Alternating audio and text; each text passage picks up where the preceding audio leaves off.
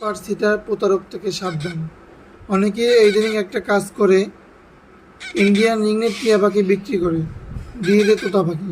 কেন তোতা পাখি দিয়ে দেয় আমি এটা বলতেছি, এবং কিভাবে আপনারা বাছাই করে সুস্থ সবল ইন্ডিয়ান রিংনেট টিয়া পাখি কিনবেন, প্রতারণার হবেন না।